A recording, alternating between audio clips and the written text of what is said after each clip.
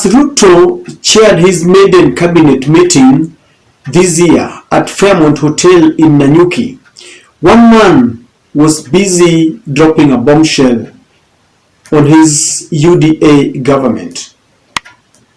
Makau is a renowned lawyer, a professor of law. Is accusing the Ruto government as a conglomeration of people who are very corrupt, full of impunity, and very synonymous with cartels. This is what Makau is saying in one of the columns in the Nation newspaper. Makau is saying that most UDA politicians cannot pass a liberal application of Chapter 6 of the Constitution that deals with integrity. And he goes ahead to say that UDA has a few intellectuals like David D, but he says that he's baffled why David D agreed to work with a den of cartels in this government. Not only that, he goes ahead to say that if the word impunity had a portrait, the UDA party would perfectly fit that, because most of them cannot account for their wealth. Ladies and gentlemen, based on these accusations from Professor Makau,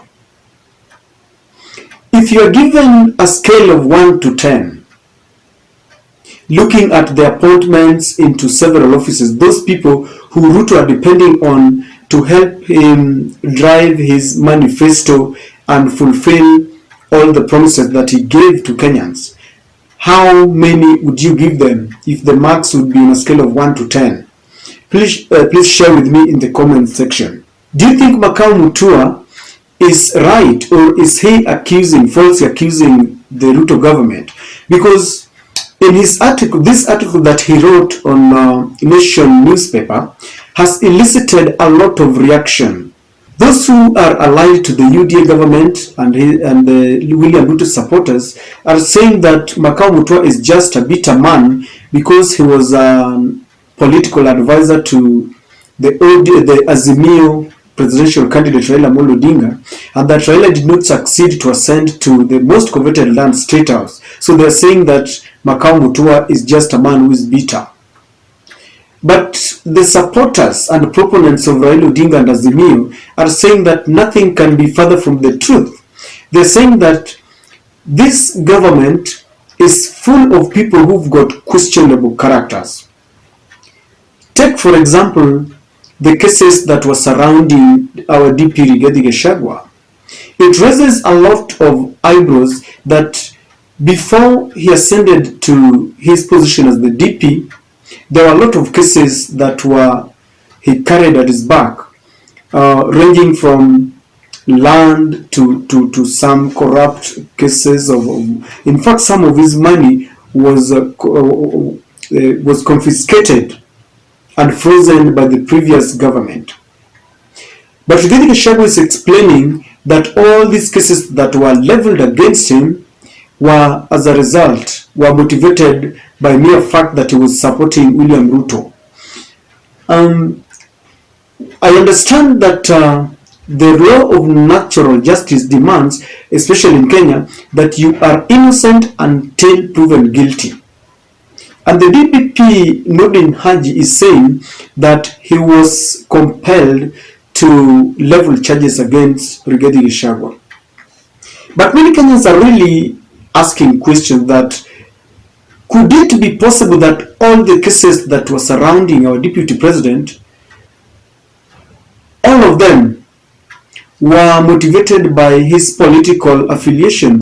Was there not even one that he was found guilty of?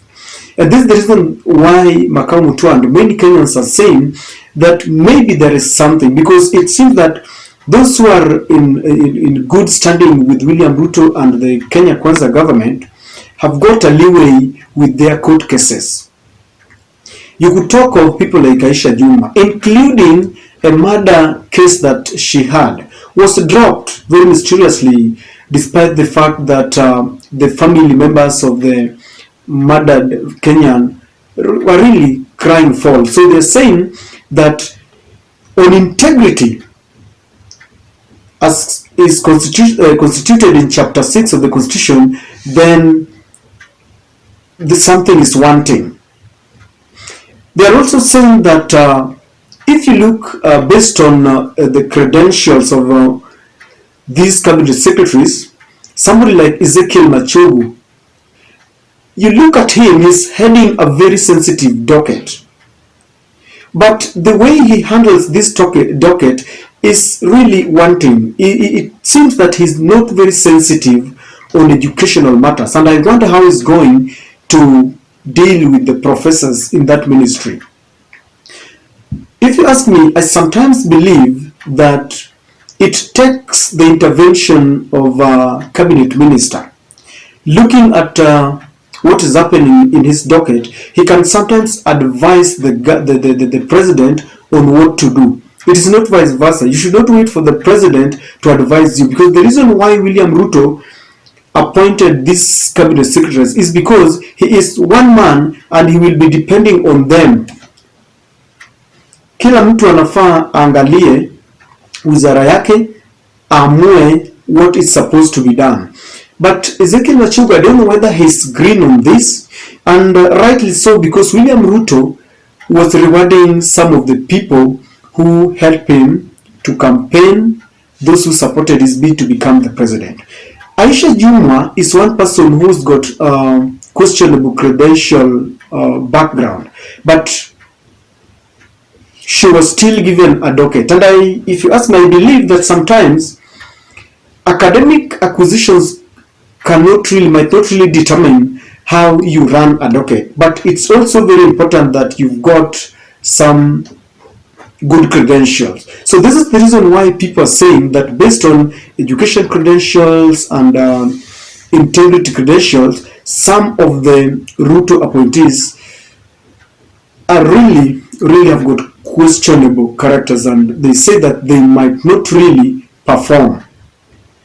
Now, Makau is also saying that the government is only giving excuses and keeps on shifting goalposts. When you ask them why something is happening, they will tell you maybe they inherited a dilapidated economy, courtesy of the previous government.